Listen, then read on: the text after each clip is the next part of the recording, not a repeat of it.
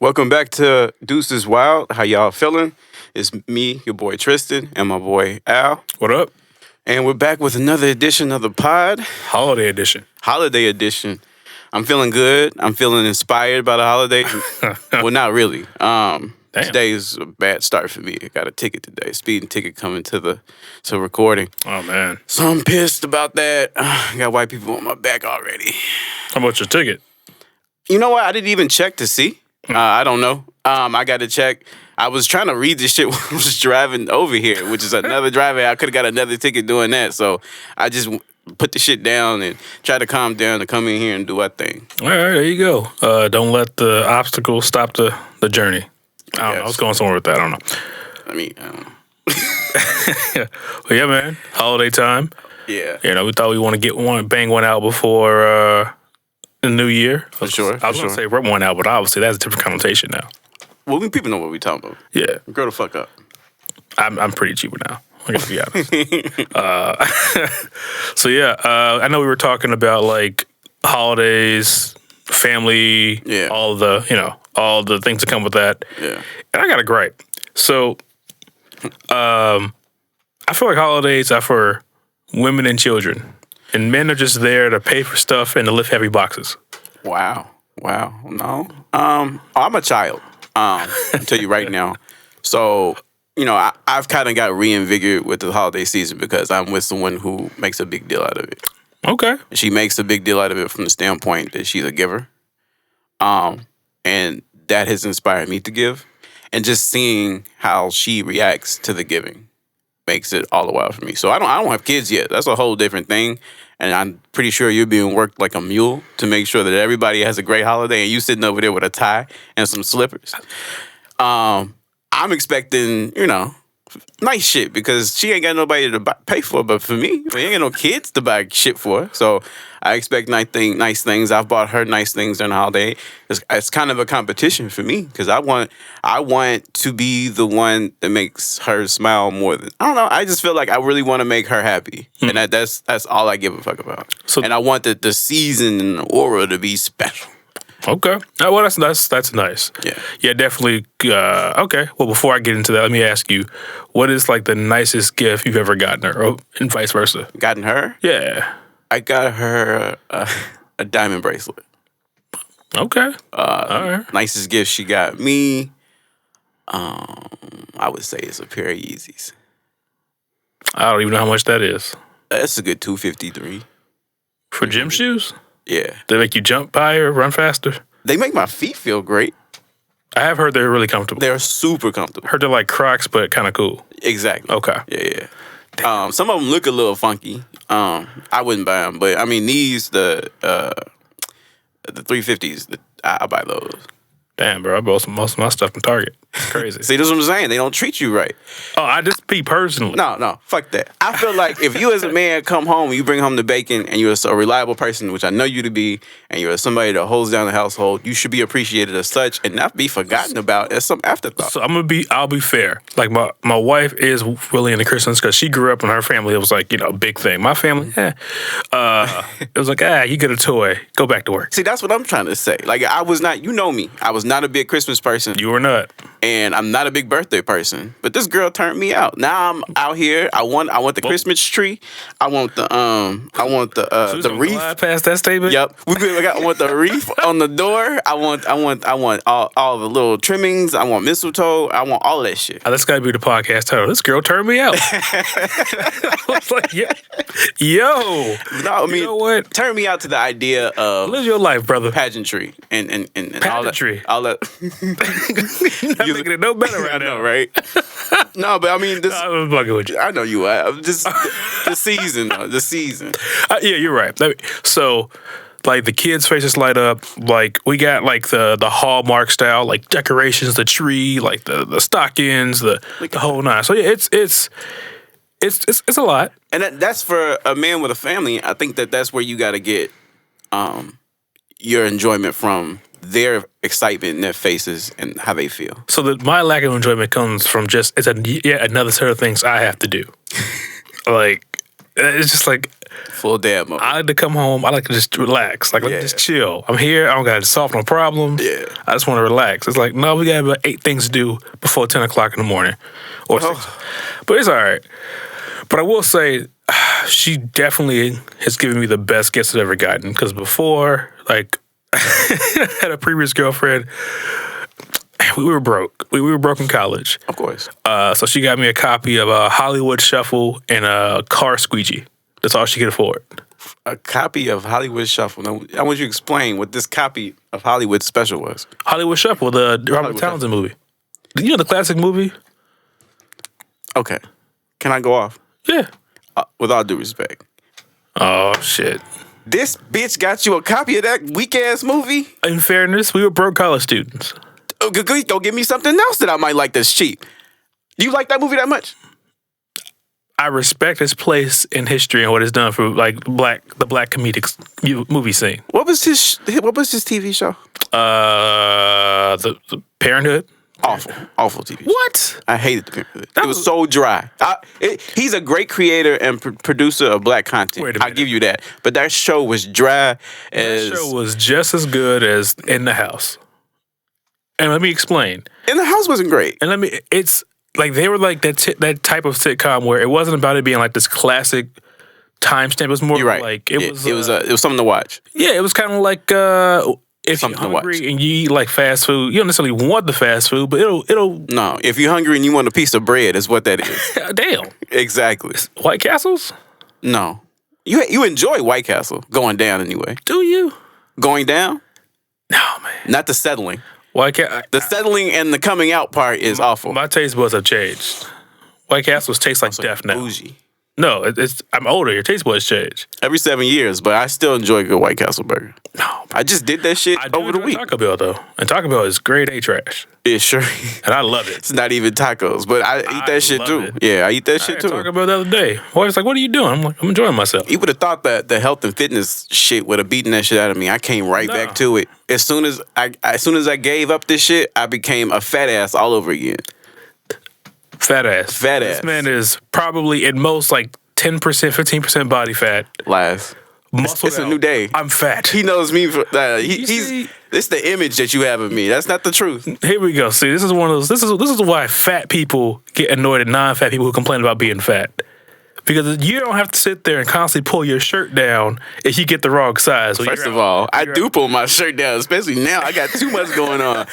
But, I mean, I think that if you're somebody who is hung up over this thing, you need to work on that. Hung up on being fat? Your own body image, period. You got to work on that. Whether or not somebody else should or should not be body shaming you, because I know that's a thing. You got to work on that. Because I've had to work on things that literally I just can't change. Like, you could change being fat if you want to, or you could accept it, whatever the fuck you want to do with it. If you truly accept it, then it shouldn't still be a thing when I've called myself fat, my own body image, and then you be like, oh my God, you got something to work on.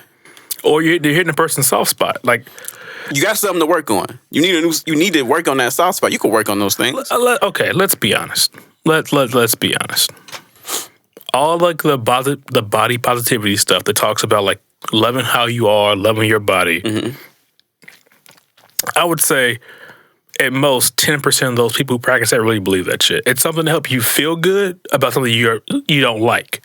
But the truth is, when they're still sensitive about that because there's still a sore spot. Mm-hmm. They still remember they could have been teased growing up. Mm-hmm. They could always, maybe they weren't. Maybe they just felt because they looked different than everybody else that there was something wrong with them. And compound that with the fact, especially depending on what age you are, the importance of looking a certain way is being pushed more and more to regardless of gender. But I mean, we make weight this different thing like it's some unique body image or body characteristic. Mm-hmm. People have bad tooth to gum ratio. Nobody cares. If people have ass, nobody cares. People have birthmarks in places that they're insecure about. People have teeth or dental issues. True. People have eye issues, vision issues. Like you can actually see that. Lazy eye, whatever, cockeyed, or missing an eye. Like people have other body issues that they get over. They get used to, and this is who I am, damn it. But you could... Why is it with this fat thing that people are so hung up on and they can't get over it. Like, oh, I can't beat this. People beat things all the time. A fat person who is not comfortable like with themselves truly, then why are these other people so comfortable with themselves with probably more worse issues that they really can't fix? And you can actually fix this. You can't fix it. It's let's say you were born genetically and you had like you had like some kind of one leg longer than the other. That's just how it was. There's really nothing you can do about that. So at some point you have to get over it because there's nobody can say, hey man, fix your other leg. I will. I have and I will. You can't do anything about it. Ultimately, especially if you piss me off, I will go at everything that you have. A kid, maybe when you're younger, people who are mature may teach you about it, but once you become an adult, they're like, well, Johnny can't fix the fact he has a fucked up leg. I'm not thinking about that when it's like 300 pounds, 5'6". The truth is, to your point, Johnny, if it bothers him, he can do something about it. The truth is, that's work. It's effort. I'm not shaming people who have medical conditions and things like that. Right. But the truth is, like, people are kind of like, if you are big, God forbid you put some effort into something. If you're big and it bothers you and you're not doing anything about it, it's shameful. It's something you're ashamed of. Yeah, because you could get your ass up and do something about it. You could. I could. I mean, you're comfortable with your shit, and I'm not. I'm just like, I tell my wife, you want me to have 6-pack, you want me to pay these bills? Which one you want me to do? I was like, yeah, I gotta pick one. I was like, yeah, I can quit working and get swole as shit. But you gotta carry the weight. You know what? I've gotten to a point where I'm not 100% comfortable with my weight. But you know, okay. I take my ass to the gym. Like I don't sit around and be like, oh my God, I'm like this. No, I do something about it.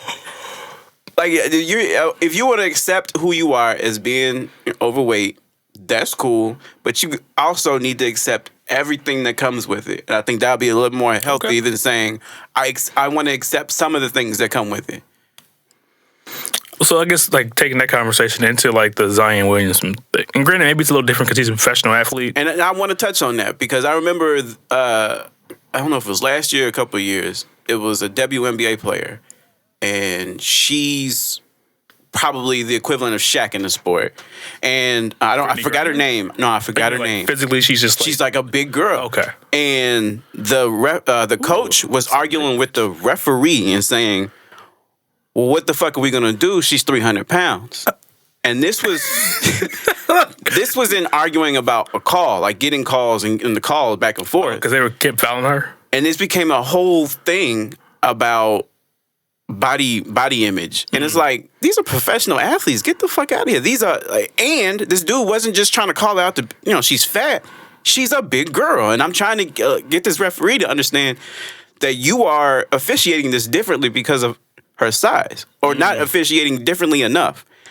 So the whole world jumped on it because of the Me Too shit. And we talk about that all the time. Certain movements, people want to be a part of certain movements, so they make comments and whatever the fuck.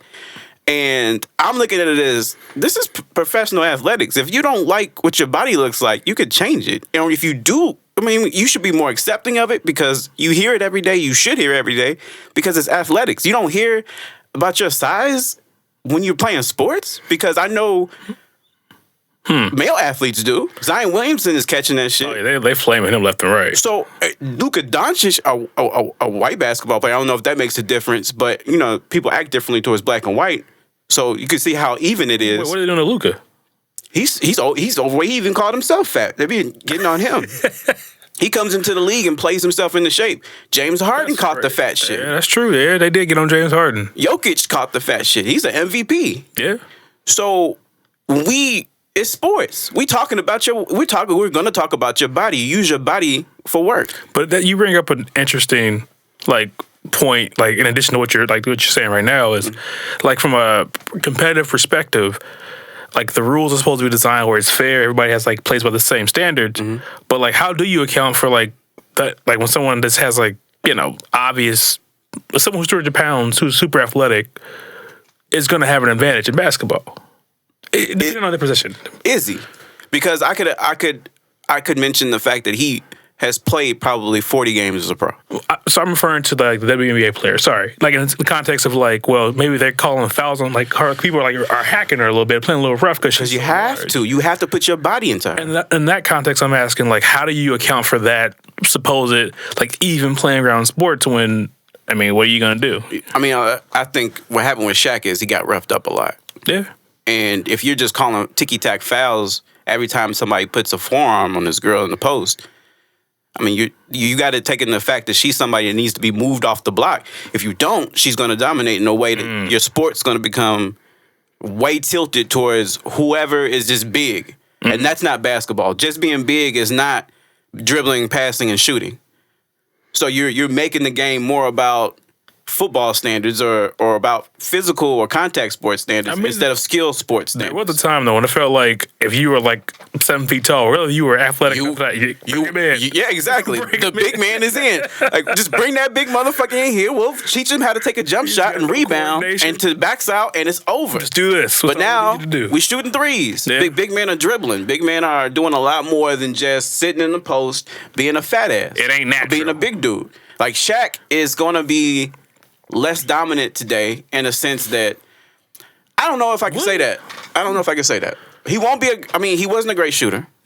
Wasn't even great at shooting free throws, but because the NBA is so small now, I think the Shaq still would be dominant. I feel like he may not, to your point, be just so untouchable, but I think he'd still be a force. Zion Williamson is sort of a 6'6" Shaq, but with way more athleticism, and that's what's really getting him over. The fact that he's so athletic, he's quickly off the ground, getting the boards, putting the ball back in. Yeah. But he can't physically sustain it because at the end of the day, 300 pounds playing basketball ain't. You're jumping? Shaq didn't do it. I mean, Shaq doesn't have to do a lot of jumping and running. He plays center. He's going to get on the block and kind of be over there. In the game that they played then, he wasn't asked to come out on a perimeter and guard a pick and roll, guard a perimeter player. Now, Cat's got to do that. And at 330 pounds, which he might be, because they were saying he came in the league at 280. And he's saying he's probably 50 pounds overweight, which puts you at 330 at 6'6". Makes you kind of round, but he's got that square body type to where he looks like he should be playing football. But he's so gifted basketball wise that he's playing that sport. And don't sit up here and cry if we're saying that he's too big for the position. He is. He's not on the court. He has foot, knee, and foot and knee issues. Yep. Those are problems when you have too much weight and stress on your lower body. Yeah, no, I think feedback, perfect point. If your job is surrounded around, at least a large part of your body, critiquing that's part of it's part of your skill set. Exactly, and it's a strength. It's okay if we mention it as a strength, but if we mention it as a weakness, oh my God, they're body shaming. But I guess it's such a double standard that's being allowed because of sensitive folks. Like, people are now more responsible for someone else's feelings. It's interesting you bring that up because that kind of leads into a topic that you and I had, difference of opinion on. Yeah. So for those who don't know Nicole Byer, she is a comedian. She's probably best known for hosting that Nailed It, the baking reality show on Netflix. It's funny. People who don't know how to bake get in there, do a terrible job, and they make fun of them. She's bubbly personality, goofy, funny, kind of zany kind of thing. So she got her first Netflix special. And Faizon Love came out and essentially was saying, she's not funny.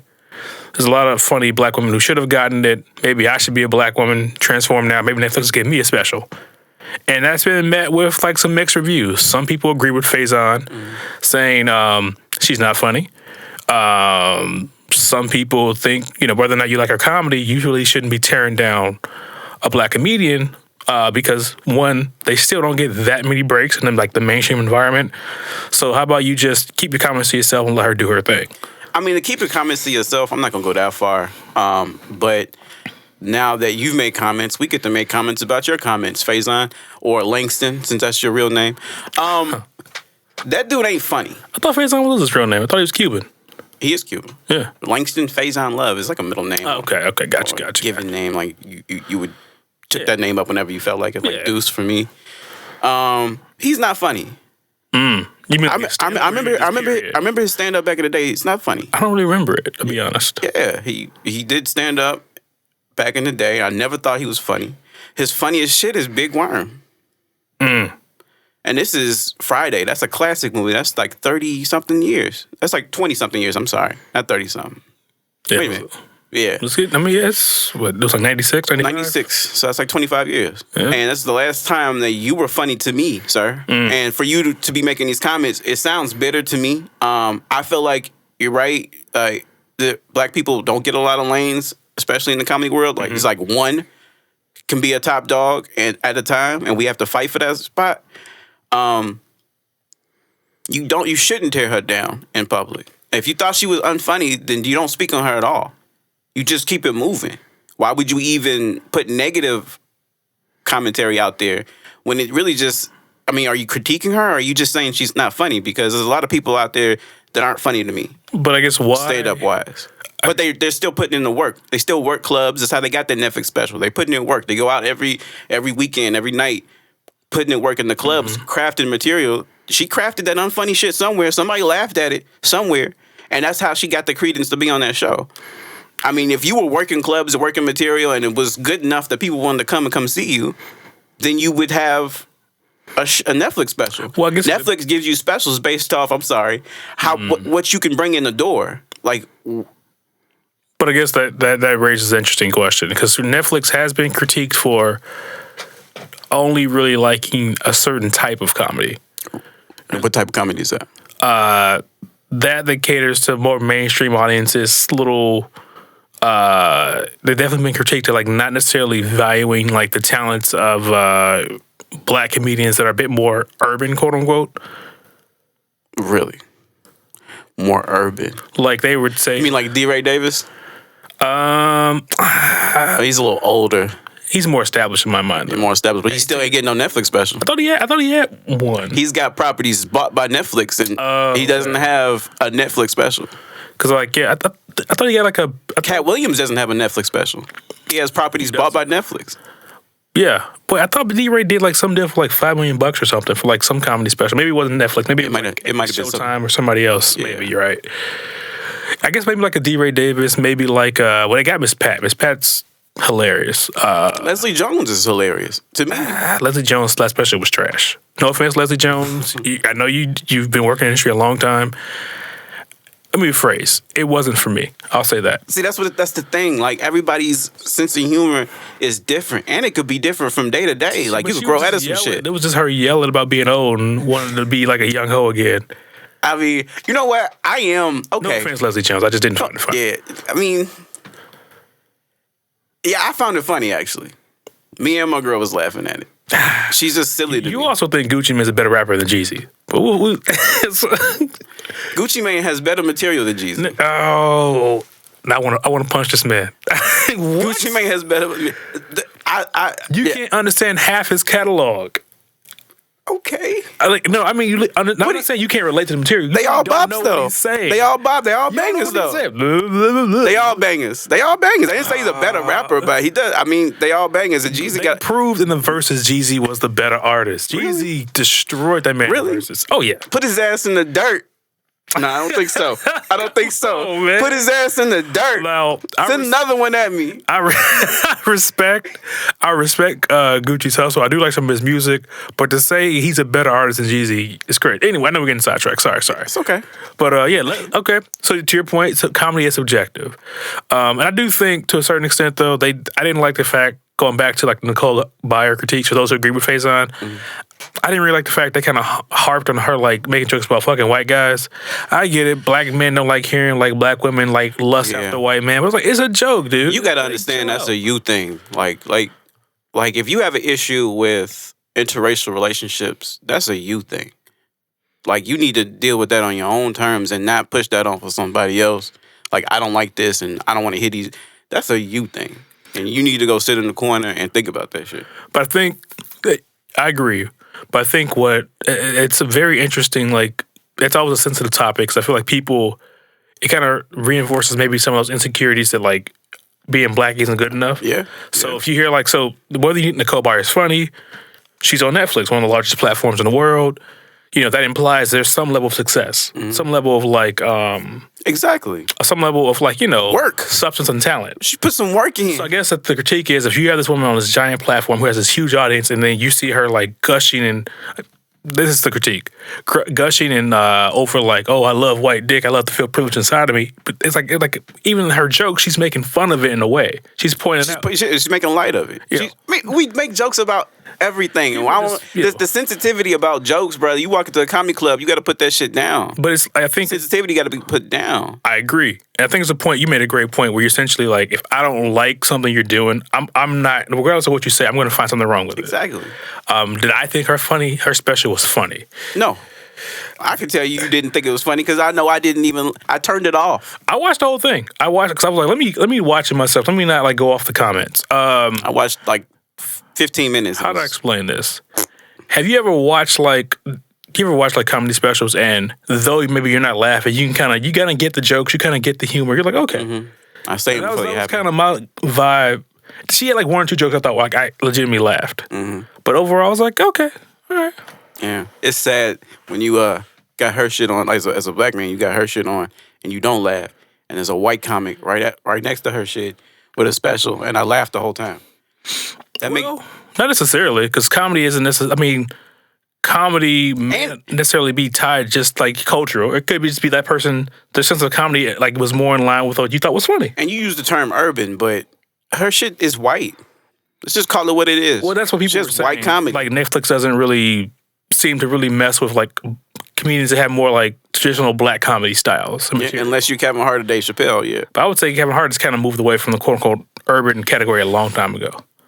I don't think he's changed. I'm just saying, like, I would never put him in that category. He's kind of had the same style. He's too mainstream. Kevin Hart is a brand at this point. I mean, he may have had like his jokes don't really change. Yeah. It's kind of the same thing. Yeah. But he's successful. You can't deny his success. Yeah. You can't deny how much people like him. Yeah. Dave Chappelle, that wasn't mainstream at all. It was counterculture. But he's such a mainstream person or character that he fits into the mainstream. But that was very counterculture. Well, Faizon, was that Faizon or was that Ari Spears? No, it was Faizon who said black people didn't really fuck with Dave Chappelle until... That's not true. The show. Until, like, the show came out. Well, I was a fan of him before the show. Exactly. But honestly, I can't speak of... Me and all our homies, we grew up together. So... There's a bunch of... We all knew Dave Chappelle. But it kind of... And Half-Baked. Yeah. But I guess it's kind of a thing you mentioned, like a previous episode about... what was that phrase you used?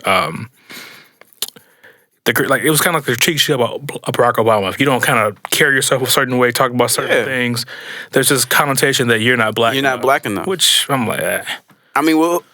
what does that even mean? What does that even mean? And I don't know. I'm so tired of someone saying that someone isn't black enough. But there are... I mean, being an Oreo is a thing.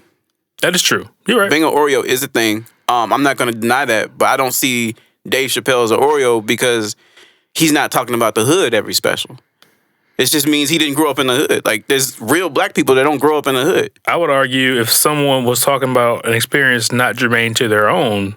Then that's when you start becoming something you're not. Right. I mean, and something that I'm not interested in. Then you're not really black enough. Exactly. You're pretending to be... You over here trying to be me or trying to be black, but you ain't really. You don't really have these experiences. But the only thing you think about black is like, oh, it must be...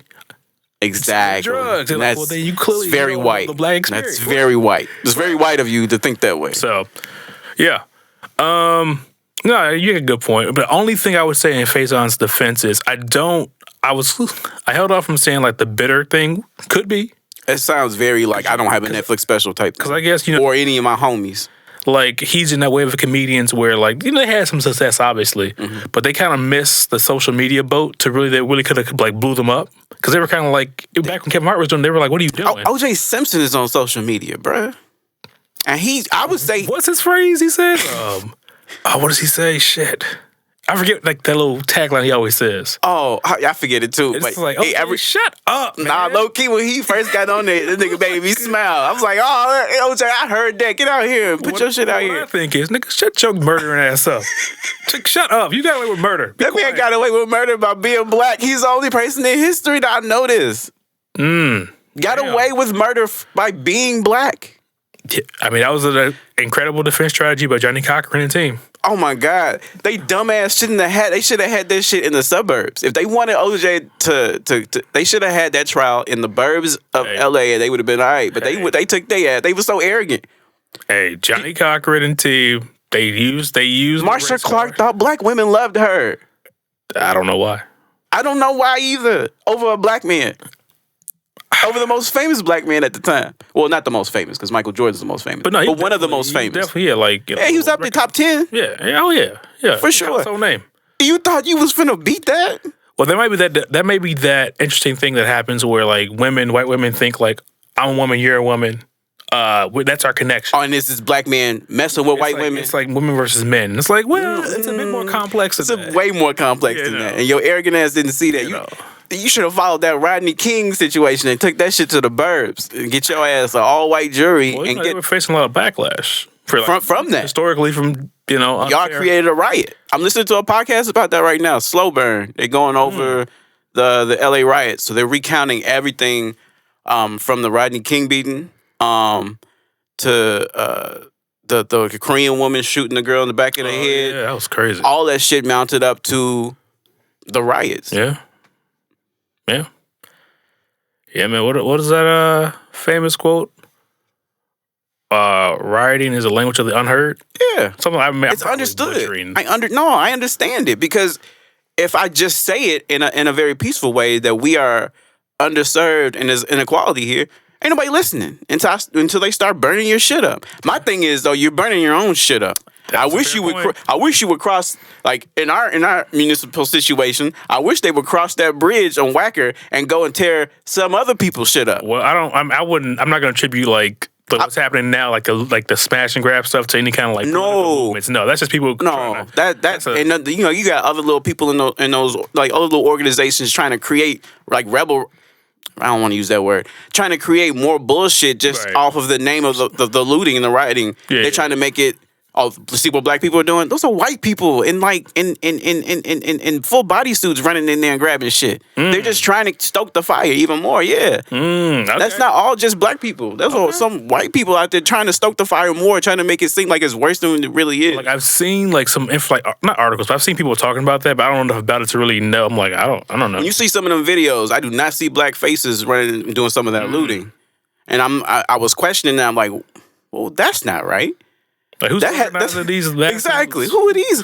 Are they part of Black Lives Matter? Because they've been infiltrated like a motherfucker. Oh yeah, I mean, we gotta let that shit go. Like I get Black Lives do matter, but at this point, that's been infiltrated. Well, at this point, it's It's a series of disconnected political movements, political groups, or activist groups who are trying to move in the same direction but move separately. But I think I'd be curious to see how that's going to work out after, they raised about like $90 million as part of like the whole corporate apology tour. Hey, we're sorry, black people. Here's money. Here's Black Lives Matter. They're Melinda Gates funded now. So, and then of course you start bringing in bread, you're going to have starting people like, well, what are we doing with the money? What's happening? Well, that's and then the person. That's the democratic way. You take your money and what happened to it? I don't know. Don't get me started. I don't even want to talk about politics. I don't even want to. No, I don't want to either. Because anyway. It's ugly these days. It's the same. Since we've been adults, I feel like we've seen the same cycle in like the federal political sphere like over and over. But now social media has made it worse. One party gets in office, they promise a bunch of shit. They don't do like a lot of it. Midterms comes, people get disillusioned. They put the other party into the Senate and Congress.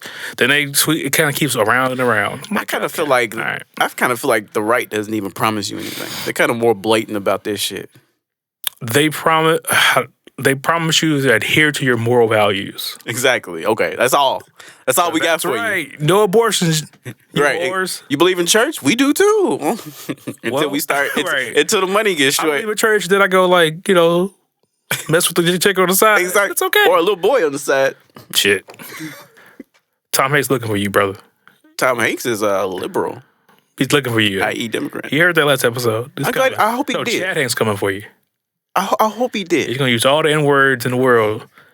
You already do. You already do. Get the fuck out of here. Like, bro, what are you doing? Get out of here. What are you doing? What are you doing? How about that Urban Meyer, bro? You ain't heard about it? Okay, let me paint the picture. So Urban Meyer recently was fired from the Jacksonville Jaguars for kicking a kicker. Like kicking him? Physically kicking a kicker while it was in warm-ups. He also called, well, I mean, I don't know. He probably thinks that because he called one of his coaches under him a loser. And this is why we're not winning. Put it on him. He's a loser. He also, I was just watching a video on Twitter. This man was having an interview. And in the reflection, you could see a white dude shirtless with a bong in his hand. Well, what is this man doing? Living a good life. Living a good life, but trying to show us or trying to make it seem like he's a good guy.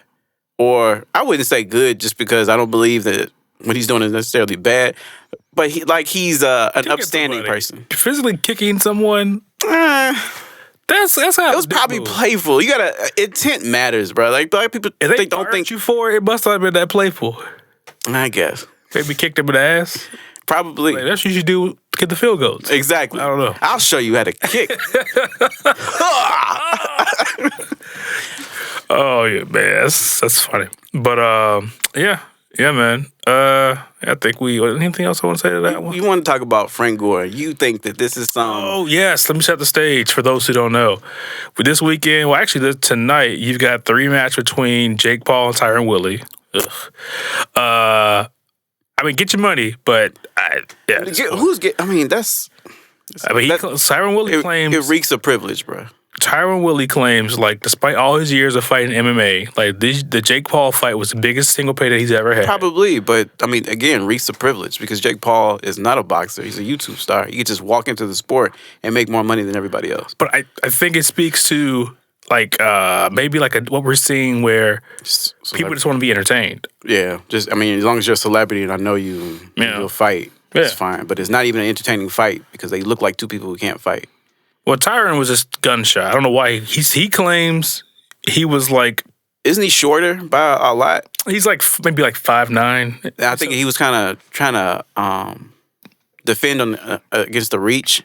Probably just trying to be a little bit more apprehensive about how he attacks him because he doesn't really know. Because this isn't a real boxer, so you don't really know his training. He was like, I'll train for everything. So I was like, a lot of other guys, the guys who fought him before, were kind of like, just miss him and then get called. So I'm like, let me be intelligent. Let me not just rush in.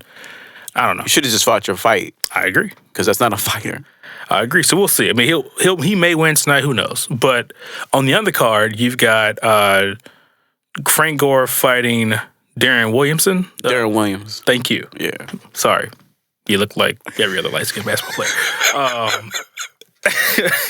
Because Frank Gore, he's what, I think about 700 or so yards shy of being number 2 all-time rusher solely. Yeah. But he's like, I'm like late 30s. Even if I came back to the league, like they aren't really going to feed me the ball like I need to do. So it's like, what's the point of me doing this? Yeah. So he opted to he's been doing boxing for like the last 10 years as part of his training. So he's like, yeah, let me try this. Yeah. And you think it's a step outside the comfort zone? I think so. Because I think while Frank Gore, I forgot how damn good he was. Yeah, he's a really, really good running back. Great running back. Like just maybe not like a huge amount of like breakout runs, but just consistent. 3-4 yards at a time. Just boom. Just every time. Every time. Beast. Come here. I think he's around the age, right? He's a little older than us. No, he's a little older. He's about... I think, he was still in Miami when I was at FAM. So, I remember like watching some of the games. Like, that dude's nice. But that Miami 2000s team was ridiculous. The running back, Willis McGahee, Clinton Portis. Is crazy. But I think outside the comfort zone because I think it's one thing to train to like box and do that to work out and stay in shape and all that stuff. But it's a whole different beast to get in there and like actually get punched in the face. For sure.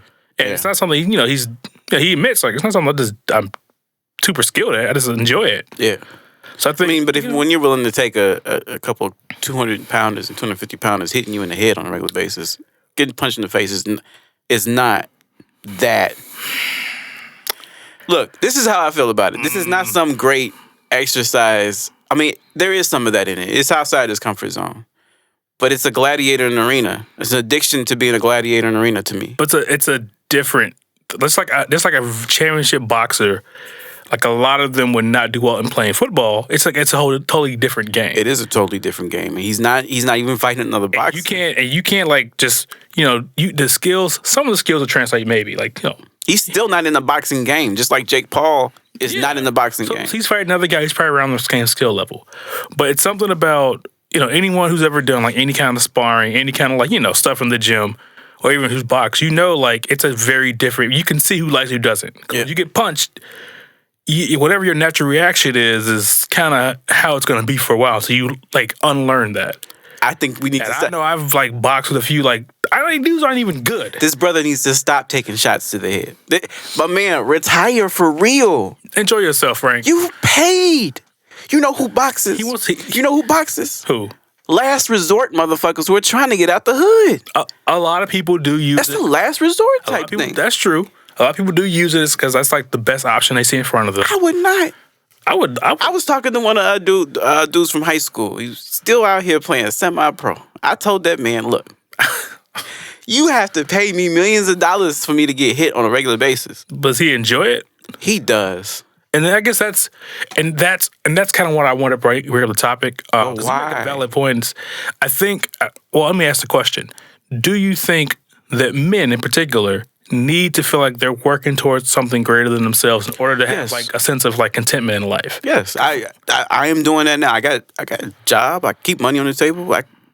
Career and everything, but it's not what I want to do. So therefore, I'm not completely content with where everything is going right now. So there's no passion in it. It's just me going up and taking care of my responsibilities every day. So then let me ask that. So then, let's say you still were doing all taking care of your responsibilities, and let's say you found whatever it is like you're looking for that you really be passionate about, with a sense of purpose. Would you care if it necessarily didn't come with money attached to it, or would you be like, I'm curious? You'd like to get paid for your time. Yeah, but let's just say Time is valuable. You're not, even though you're working wherever you're working, you're not getting paid what your time's worth. So I wouldn't want to spend my time for free. No, I would want to be able to monetize. Enjoyed it. Certain things come first. I'll be random. Let's say Porn. no. That seems terrible. Yeah. At least for the guy. Get it up, you. Get it. A lot of self-control, right? Get it up. Don't come. Not yet. 5 more minutes. Like, A lot of drug use. come on. Yeah. They have to. They have to. Yeah. But let's say like you were doing that LARPing stuff where the people pretend they do like the live action like fantasy stuff. Yeah. They kind of like, oh, I stabbed you. Oh, I'm dead. Let's say you just enjoyed that shit. Let's say that I enjoyed that shit. And no money in it, just for fun. Yeah. I mean, Yeah, I do it. that'd be a hobby. There's things that I do now that I don't get paid for that are hobbies. I play video games. I find time. Like, I don't have a lot of time, but I find time to do it. And according to the last podcast, you also enjoy rubbing one out to singing Montel Jordan lyrics.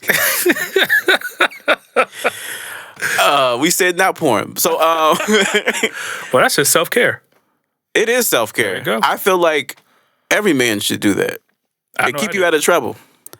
Oh, yes, it does. It keeps you out of trouble. If you got a good woman and you don't want to be in them streets, if you meet the other chick and she's like, giving you that interest, That's the slogan. If Like- you with a good woman and you don't want to be in the streets, beat your if you meat. want to be in the streets, do you. If you don't, Do you?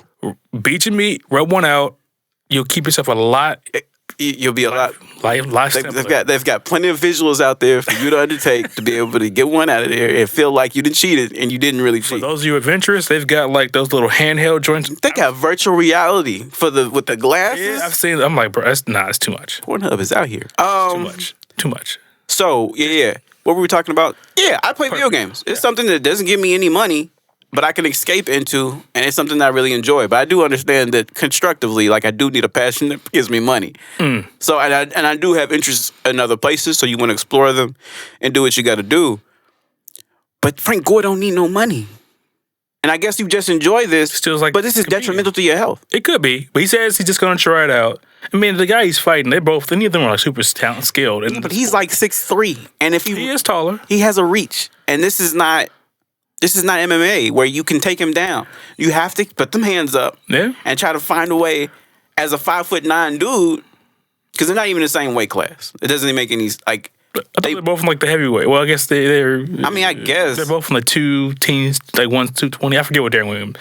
I forget that basketball players aren't heavy people. So he's got the weight on him. He just doesn't have any reach, and he can get jabs silly, and jabs don't feel good. They do not. So They do not. I don't know. Good luck to him. Yeah, man. I That's as long. I as won't you be paying can for do that fight. I'm probably not gonna pay to watch it. I probably just wait to read the recap. I don't know. We'll see.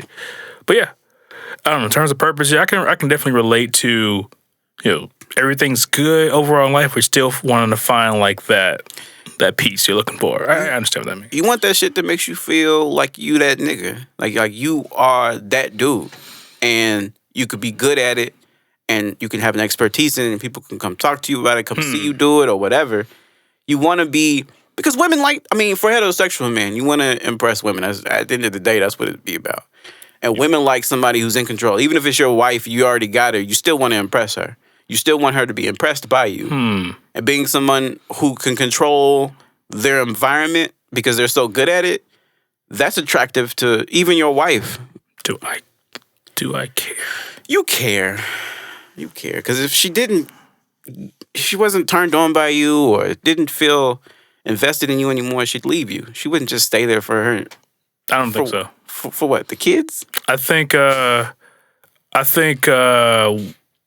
once you got 2 kids and No. in your 30s, you gotta make different choices. After those kids are... What? Okay, let's play this out.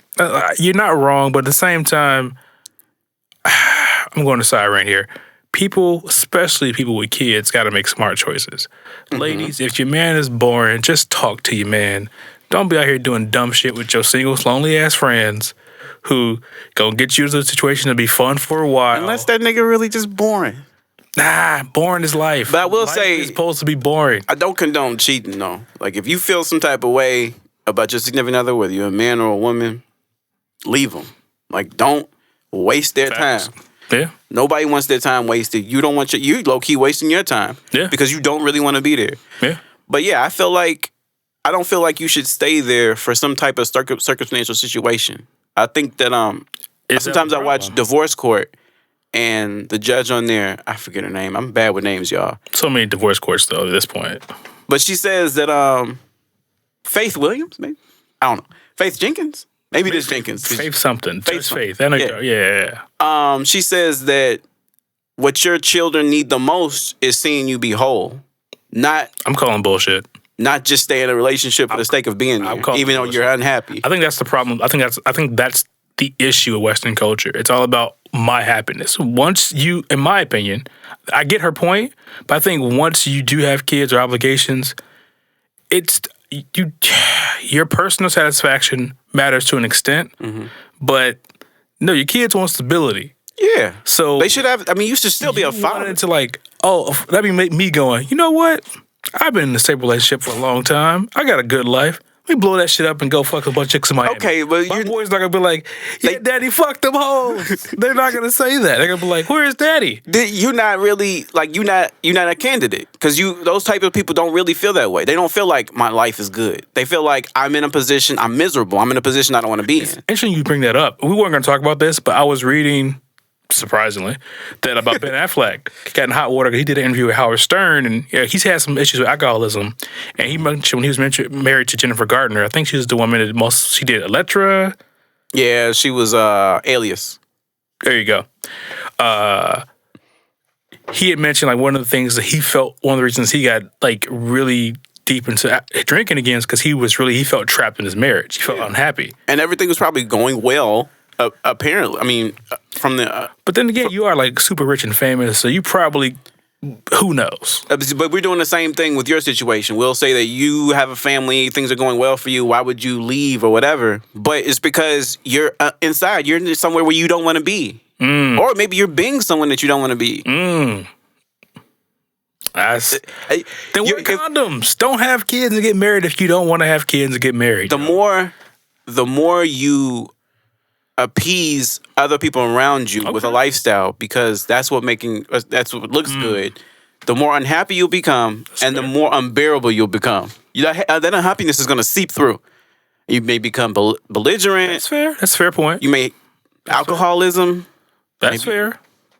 So we would all rather you just be happy. Just be an old school man and be grumpy in your basement and beat your wife. Well, okay. and cheat on her. You realize this is It's an old school man. Your It's an old school man. Your I hate that face, shit. your I hate face that could shit. be seen. I hate that shit. I hate that shit. I want an old school man. You want to be beat? Because that's what old school men do. Well, no. After the old school man, after he's gotten over that phase. So you remember old. So you want to pick and choose what type of old school man Think you about want? this. Remember, you want a like, traditional man or the not? old school man used to kind of be, he would take care of the house. Yes. He'd pay bills. Yes. He probably would have side chicks, maybe a side family. And does not want to be he would be a defied. Hellcat for like a number of years, and then like the second half of his life, he starts to slow down.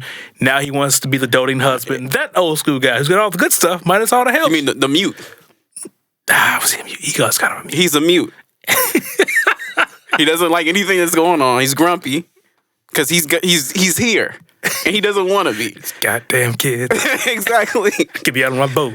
I can't stand that when I was dating. I want a traditional man. A traditional man? You really want a traditional man? You know what a traditional man she is? wants a man that pays the bills. That's all it means. Then say that. Then don't sugarcoat it. They don't want to sound like gold diggers. Be who you are. I agree. It's 2021. Live your truth. Don't bullshit me. If you want, Because I'm not gonna pay your fucking bills unless they're mine too. Like that's the only reason my girlfriend moved in with me, and then it was like I'm paying the bills anyway. What's the difference? Like that's how I felt about it. That's how that shit should work. Not I'm living over here and you're living over there, but still pay my fuck your bills. Ain't got shit to do with me. women have asked you, that because we had a conversation about that. You were like really passionate. Because I pick up that you'd probably been in a scenario before, like, "Well, you gonna pay my bills?" No. No. And when I take you out on the first date and I get a shredded pork sandwich, your ass don't order fucking prime rib unless you the drills that night. I do not condone that statement, ladies. Order the prime rib. Yeah. You'll never hear Live from me your again. life. If you wanna eat prime rib, That'll be the last meal on me. I'm not paying for it. I'm like, separate checks, please. Thank you. But get prime rib.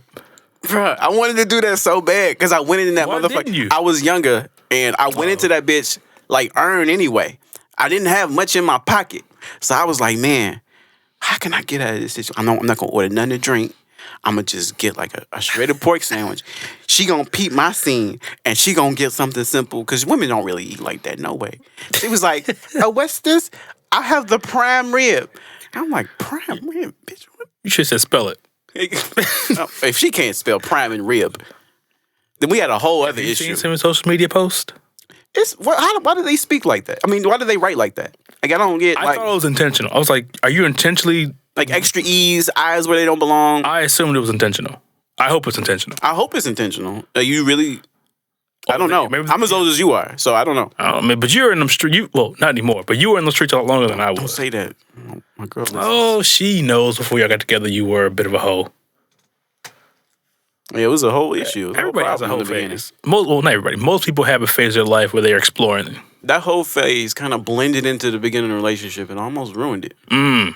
Okay. Almost ruined it. We can get into it. Um, Do we have time? I mean, we got about 15 to 10. Yeah, I mean, as a okay, so I'm paint the picture. I was doing a lot of, I own my own personal training. I was doing the personal training, and Were you one of the person? Quick sidebar. Were you one of those personal trainers that would smash your clients? I've only done that once. Okay. And actually, the type of man that I am, ladies and gentlemen, is that I've never smashed anybody that wasn't in a relationship. No, that's not true. I never smashed anybody I didn't know. I didn't know. I would hope. No one night stand type shit okay. where I don't talk to you again. It's always some type of relationship there where I talk to you on a regular basis. So when it was actually became a relationship. Like I started dating a client that I had. Okay. And she stopped being my client because I'm not paying. Like she's not gonna pay me. And you know what I'm saying? Oh, she just stopped paying you? She's not gonna pay me if she's my girlfriend. That's a business. That's separate. She's not gonna pay me, and that's gonna feel awkward to me because I'm gonna feel like you my client, and I don't want to feel like I'm. No, I don't like that situation. So I just made it. I just stopped training her. She worked out on her own. Okay. All right. Anyway, let's go back to the topic at hand. I was also driving Uber a lot, and when you're driving Uber and you are owning your own business, you are solitary a lot. So what I was doing is I was getting on dating apps to to facilitate that part, the dating part. Oh, okay. But it got so bad that I was so busy that I couldn't really socialize at all. So now I'm just creating like some conversations or some interactions are created just to get a conversation. Like it was not for anything else, and the woman would allude to something else, and I sidestepped the situation every time. Just not interested in that. So when I moved into my relationship, I kind of kept doing that. Oh, like keeping like the conversations going. Gotcha. I didn't want anything from them, but the conversations and at that point, it's like it's the habit, or you still? It's a habit. This is out of it. This is how I socialize now. Okay, so for you, that replaced like just like meeting people and meeting people in a bar, just talking, having conversation, going home. Like I would just do that, and but only women. Because her thought might have been, well, why aren't you making random conversations with guys? That's weird. On a dating site to be like, hey, bro, how's it going? Good muscles. Exactly. What's your routine? Exactly. What you feel? What you do? This is not Grindr, sir. Exactly. I would have got my ass cussed out. And I would have had. What happened is, my girlfriend was suspicious, and she, went through my phone. And she saw some things. She would have had more questions if there was guys there, but that was something. You could say, don't judge me. You could flip it on her. Are you judging me? Because I'm talking to guys. What are you, a bigot? It's her right to judge at that point. If she's laying down with me, she can judge all she wants. I mean, I got to be honest. Like people, like depending on what you